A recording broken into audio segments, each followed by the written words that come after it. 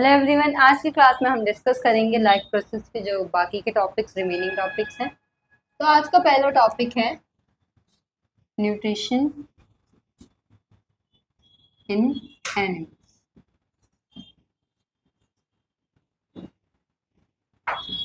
Animals के अलग अलग टाइप्स हो सकते हैं, इसमें यूनिसेलुलर ऑर्गेनिजम्स भी आते हैं और मल्टी सेलुलर ऑर्गेनिज्म भी आते हैं। तो हम पहले एक यूनिसेलुलर ऑर्गेनिजम्स की बात करते हैं, अमीबा। डिस्कस करते हैं न्यूट्रिशन इन अमीबा।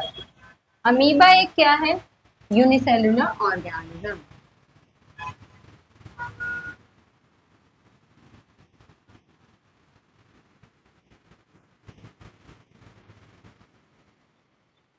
इसका कोई फिक्स शेप नहीं होता है। ये न्यूक्लियस है, ये हमारा अमीबा सेल है, एक सिंगल सेल ऑर्गेनिज्म है ये, और ये साइटोप्लाज्म है, लिक्विड लाइक साइटोप्लाज्म। बेसिकली होता क्या है, ये अपना खाना कैसे बाहर से एनवायरनमेंट से लेते हैं और क्या प्रोसेस परफॉर्म करते हैं वो चेक करते हैं। एक फिंगर लाइक प्रोजेक्शन होती है अमीबा की,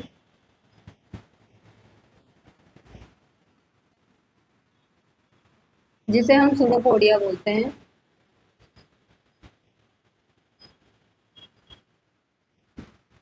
उसका क्या है, ये अपने सर को फिंगर की तरह क्या कर लेता है, एक्सटेंड कर लेता है, और फिर बाहर के एनवायरनमेंट से उसमें क्या कैप्चर करता है, फूड। ओके, फूड जैसे ही इसने कैप्चर कर लिया, वो फूड किस में स्टोर होता है? Food is stored, food vacuum. ठीक है, फूड किस में चला गया? Food vacuum. ये हमारा न्यूक्लियस, ये हमारा फूड वैक्यूलस के अंदर फूड है। उसके बाद अमीबा इस पे डाइजेशन और अब्जॉर्प्शन परफॉर्म करता है। जब डाइजेशन और अब्जॉर्प्शन परफॉर्म हो जाते हैं और जो अनवांटेड या वेस्ट प्रोडक्ट बनते हैं, उसको अमीबा अपने सेल सरफेस से क्या कर देता है, बाहर डिस्कार्ड कर देता है। तो ये बात हुई पूरी न्यूट्रिशन इन अमीबा की, कि अमीबा कैसे फूड कैप्चर करता है और उस पर कैसे different mode of life process perform करके अपने न्यूट्रिशन को ऑब्जर्व करता है। अब हम बात करते हैं nutrition in multi cellular organism. Humans क्या होते हैं? Multi cellular organism.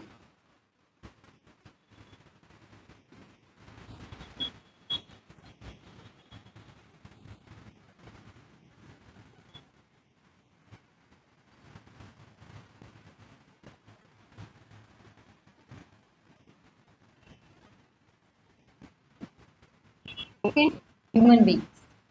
Human beings कौन सा मोड ऑफ न्यूट्रिशन यूटिलाइज करते हैं? Holozoic nutrition. पूरा इंजेक्शन से लेकर एक्सक्रीशन तक प्रॉपर परफॉर्म फंक्शन परफॉर्म करते हैं, सारे लाइफ प्रोसेसेस ये परफॉर्म करते हैं। तो पहला प्रोसेस क्या होता है? Injection,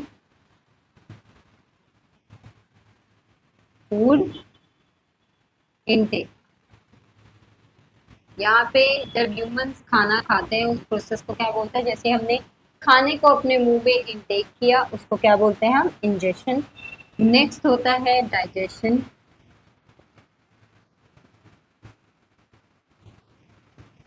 breaking of complex substance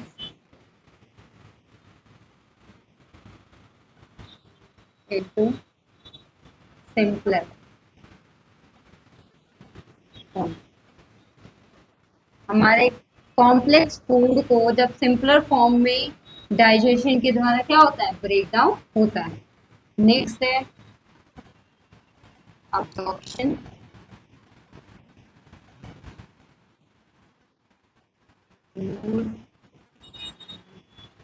oxygen is absorbed in blood। जैसे ही डाइजेशन पूरा हुआ, उसके बाद जो फूड जो एनर्जी है, फूड है, स्मॉलर सब्सटेंस वाले, वो किस में अब्जॉर्ब हो जाते हैं? ब्लड में। उसके बाद जो ऑब्जर्व्ड फूड है वो पूरी बॉडी में एसिमिलेशन के द्वारा क्या होते हैं? ट्रांसपोर्ट होते हैं।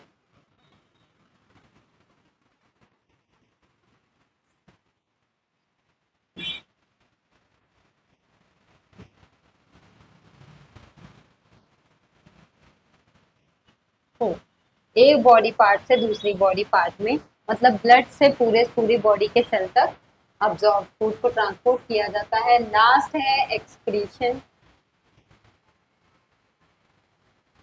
Waste is discarded. बॉडी से जो डाइजेशन के बाद, फाइनल अब्जॉर्प्शन के बाद जो सब्सटेंस बच जाते हैं उन्हें हम वेस्ट प्रोडक्ट बोलते हैं। फिर उसको एक्सक्रीशन के दौरान बॉडी से बाहर कर दिया जाता है। अब हम ये सारे प्रोसेस डिस्कस करेंगे। उस तो हम क्या पढ़ेंगे अब? Human digestive system.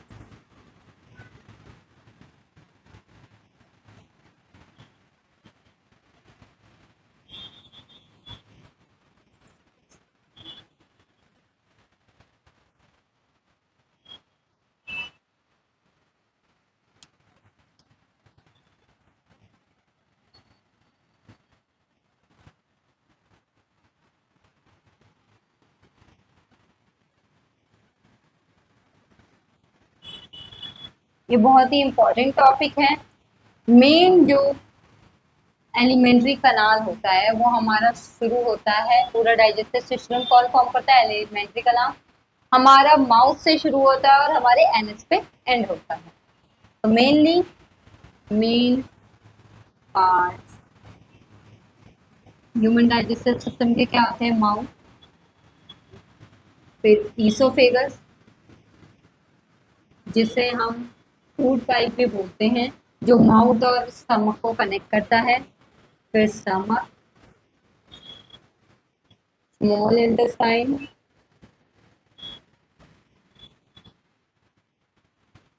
Large intestine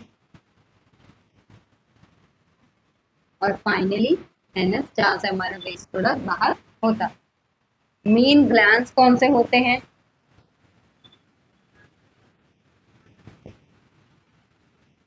salivary gland,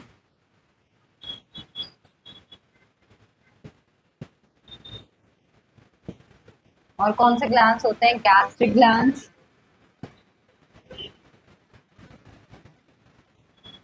liver, pancreas, intestinal glands,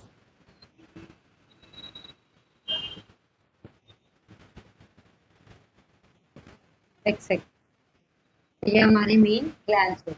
इससे हम देखते हैं इन ग्लैंड्स में से ह्यूमन बॉडी का सबसे बड़ा ग्लैंड कौन सा होता है? लार्जेस्ट ग्लैंड होता है लिवर। ये इंपॉर्टेंट है, लार्जेस्ट ग्लैंड हमारी बॉडी का कौन सा होता है? लिवर। तो ये हो गए पूरा मेन पार्ट्स, और उस पूरे प्रोसेस को परफॉर्म करने के लिए इन पार्ट्स के द्वारा कुछ एंजाइम्स की जरूरत होती है, कुछ ग्लैंड्स की जरूरत होती है। ये बात होगी उनकी।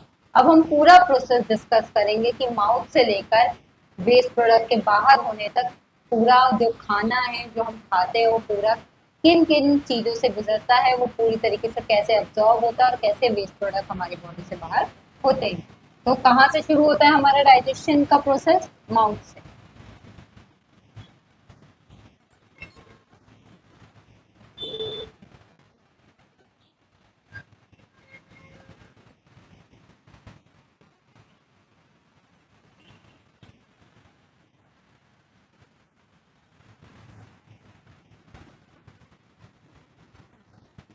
अगर आपको लग रहा है कि स्टमक से डाइजेशन शुरू होता है, तो नहीं, हमारा मेन डाइजेशन माउथ से ही शुरू हो जाता है। हम खाना इनटेक करते हैं, ठीक है। माउथ में क्या प्रेजेंट होते हैं? टीथ। टीथ क्या करते हैं? खाने को चबाते हैं, मतलब टीथ क्या करते हैं? ब्रेक डाउन कर देते हैं। Breaks food into smaller particles, ठीक है। फूड को छोटे छोटे टुकड़ों में टीथ क्या करते हैं, तोड़ देते हैं। हमारा जो टंग होता है वो हमारे सलाइवा को mixes saliva with food. Saliva को फूड के साथ मिक्स कौन करता है, हमारा टंग। वो मिक्स होने की वजह से हमारा फूड क्या हो जाता है, स्लिपरी हो जाता है, जो उसकी आगे की जर्नी जर्नी जो होती है उसे इजियर बना। सलाइवा क्या कंटेन करता है, सलाइवरी अमाइलेज। ये सलाइवरी अमाइलेज सलाइवा सिक्रीट करता है और हमारे फूड में जो स्टार्च होते हैं उसे ये अमाइलेज किसमें कन्वर्ट कर देता है, शुगर में, मोर सिंपलर फॉर्म में, ताकि आगे जाके डाइजेशन क्या हो जाए, इजी। हमारे फूड के स्टार्च को ये किस में कन्वर्ट कर देता है, सलाइवरी अमाइलेज शुगर में। ओके, तो ये बात हुई हमारी माउथ की। अब हम बात करते हैं ईसोफेगस की।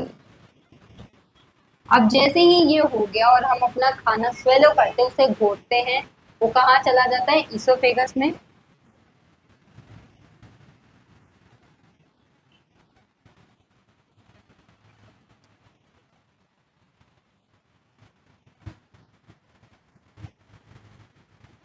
इसे हम फूड पाइप भी बोलते हैं। अब जब खाना सलाइवा के साथ मिक्स हो जाता है तो वो स्लिपरी हो जाता है।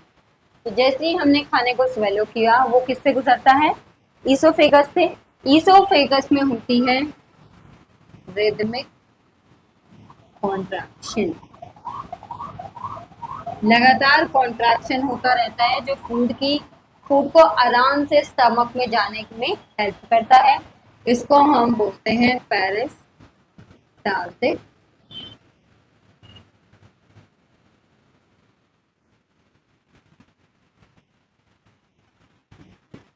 मूवमेंट। जब खाना माउथ से स्टमक जा रहा होता है तो उस मूवमेंट को हम क्या बोलते हैं, किसकी वजह से होता है, ये रिदम कॉन्ट्रैक्शन होते रहते हैं। तो अब खाना कहाँ पहुंच गया, ईसोफेगस से स्टमक।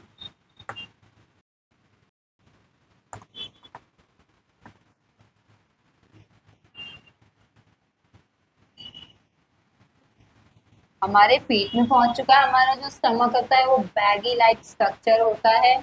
ओके, इसमें कौन से ग्लैंड सिक्रीट होते हैं, गैस्ट्रिक ग्लैंड्स, जो क्या सिक्रीट करते हैं, gastric juices. Okay, gastric glands क्या सिक्रीट करते हैं, गैस्ट्रिक जूसेस। अब इस गैस्ट्रिक जूसेस में होते क्या है, जो स्टमक के वॉल्स होते हैं उन्होंने गैस्ट्रिक जूसेस सिक्रीट किया। ये गैस्ट्रिक जूसेस 3 टाइप्स के होते हैं, वो देख लेते हैं हम।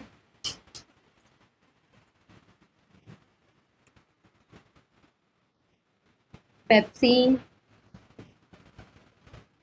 HCl, hydrochloric acid. ये हार्मफुल नहीं होता, ये डाइल्यूट होता है। नेक्स्ट, पेप्सिन, HCl और म्यूकस। जो पेप्सिन होता है उसका क्या रोल होता है, इसका रोल होता है प्रोटीन को डाइजेस्ट करना। ये क्या करता है, प्रोटीन को डाइजेस्ट करने में हेल्प करता है। प्रोटीन, HCl क्या करता है, ये स्टमक में एसिडिक मीडियम बना देता है। ये एसिडिक मीडियम फॉर्म करता है स्टमक में। इस एसिडिक मीडियम फॉर्म होने की वजह से पेप्सिन अपना काम बहुत ही आराम से कर पाता है। पेप्सिन को प्रोटीन को अच्छे से डाइजेस्ट कर पाए, इसके लिए कौन हेल्प करता है, HCl क्या फॉर्म करके, एसिडिक मीडियम। फिर म्यूकस क्या होता है, protect wall of stomach. HCl है तो एक एसिडिक ही, एसिड ही है ये। तो ये भले ही हेल्प कर रहा है पेप्सिन को प्रोटीन को डाइजेस्ट करने में, लेकिन जब ये ज्यादा अमाउंट में सिक्रीट हो तो क्या हो सकता है, प्रॉब्लम हो सकती है। तो उससे प्रोटेक्ट, हमारे स्टमक के वॉल्स को HCl के ज्यादा हार्म होने से प्रोटेक्ट करने के लिए कौन हेल्प करता है, म्यूकस। तो ये 3 गैस्ट्रिक जूसेस थी जो स्टमक में खाने को डाइजेस्ट करने में हेल्प करते हैं। जब वो स्टमक में खाना डाइजेस्ट हो जाता है, वो आगे कहाँ पास हो जाता है, स्मॉल इंटेस्टाइन।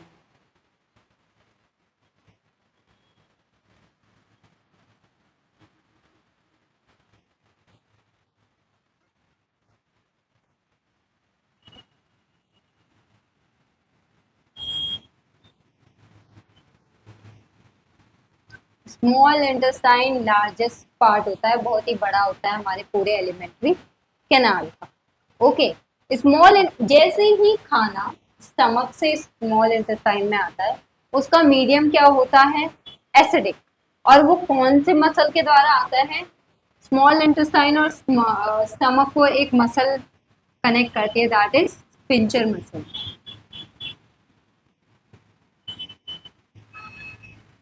इसके द्वारा धीरे धीरे खाना स्टमक से एसिडिक मीडियम में धीरे धीरे कहाँ आता है, स्मॉल इंटेस्टाइन में।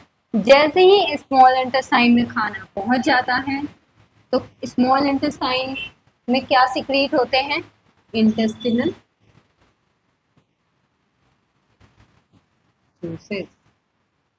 इन जूसेस की बात करेंगे, लेकिन उससे पहले हम 2 ग्लैंड्स की बात करते हैं। लिवर, लिवर क्या सिक्रीट करता है, बाइल। और पैनक्रियास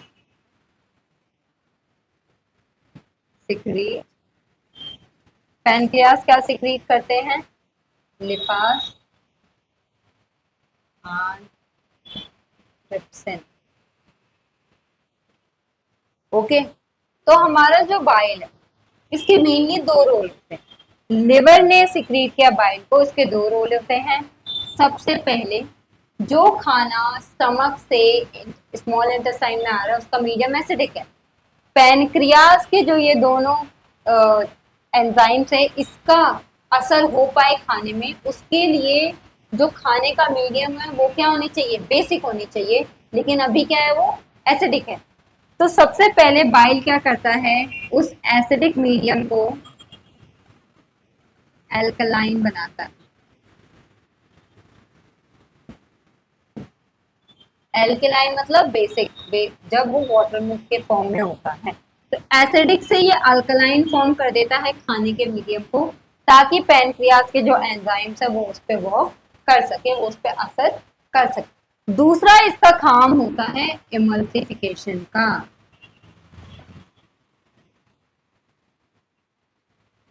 इमल्सिफिकेशन में बेसिकली होता क्या है, जो फैट्स होते हैं वो टूट के डाइजेस्ट होके स्मॉलर ग्लोब्यूल्स में कन्वर्ट हो जाते हैं, जिन्हें अब्जॉर्ब करना आसान होता है। तो ये फैट्स को तोड़ के स्मॉल ग्लोब्यूल या इमल्सिफाई करके स्मॉल ग्लोब्यूल्स में तोड़ देता है। इस पूरे प्रोसेस को हम बोलते हैं इमल्सिफिकेशन। तो ये बाइल के 2 काम होते हैं, एसिडिक को अल्कलाइन मीडियम में करना और इमल्सिफिकेशन।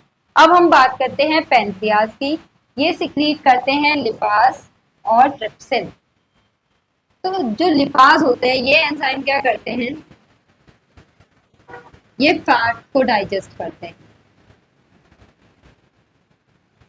फैट्स को तोड़ के स्मॉलर सब्सटेंस में कन्वर्ट कर देते हैं। डाइजेस्ट किसको करते हैं, ये फैट्स को। और जो ट्रिप्सिन होते हैं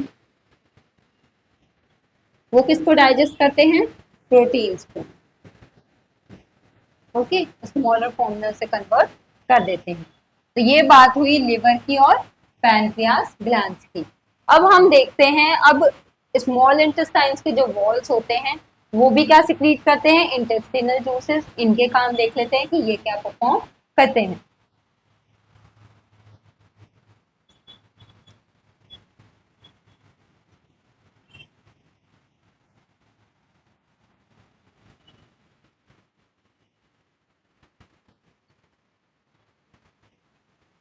इंटेस्टिनल जूसेस क्या करते हैं, सबसे पहले फैट्स ले लेते हैं, प्रोटीन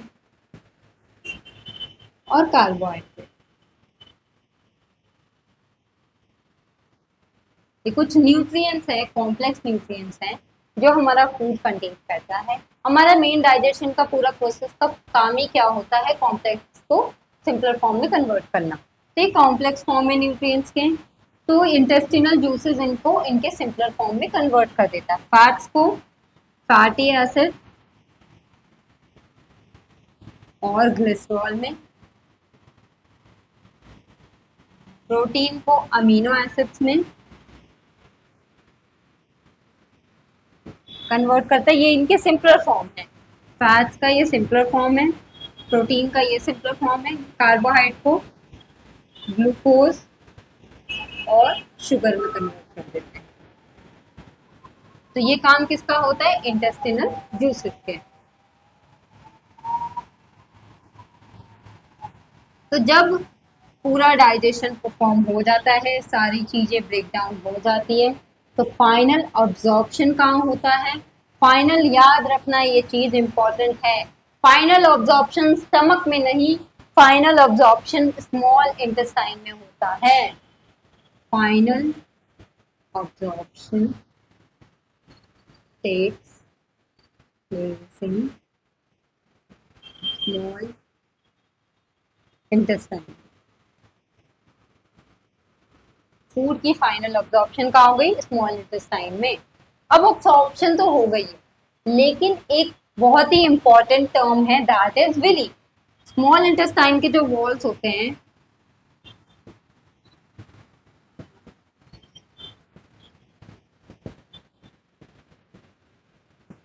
वो कंटेन करते हैं फिंगर लाइक प्रोजेक्शन। उनमें ब्लड वेसल्स होती है, दैट इज विली। ये विली क्या करता है, इस विली का रोल होता है, ये क्या कर देता है, increases surface area for absorption. ये स्टमक के जो वॉल्स का सरफेस एरिया है उसको इंक्रीज कर देता है विली, ताकि अच्छे खासे जल्दी क्या हो चुके, ब्लड में सारा फूड क्या हो जाए, अब्जॉर्ब हो जाए, एनर्जी अब्जॉर्ब हो जाए और पूरी बॉडी पार्ट में रीच कर सके। तो ये बात हुई स्मॉल इंटेस्टाइन की। अब फाइनली खाना कहाँ चला जाएगा, लार्ज इंटेस्टाइन।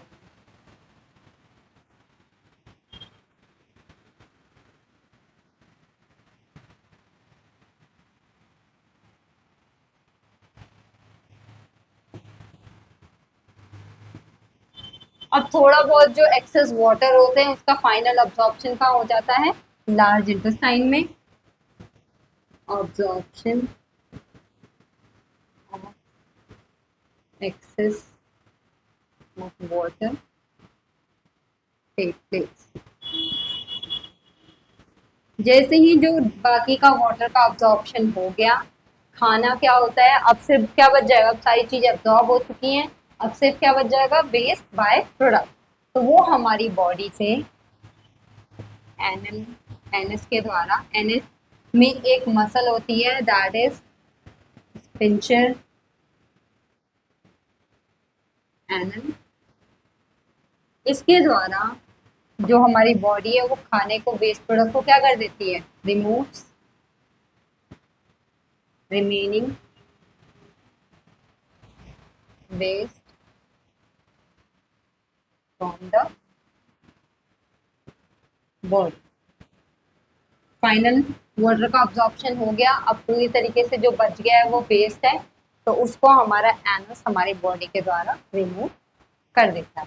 तो ये था हमारा पूरा ह्यूमन डाइजेस्टिव सिस्टम, जो माउथ से कहाँ पे खत्म होता है, एनस तक। तो अगली क्लास में हम नेक्स्ट लाइफ प्रोसेस की बात करेंगे, that is respiration. Till then take care and good bye.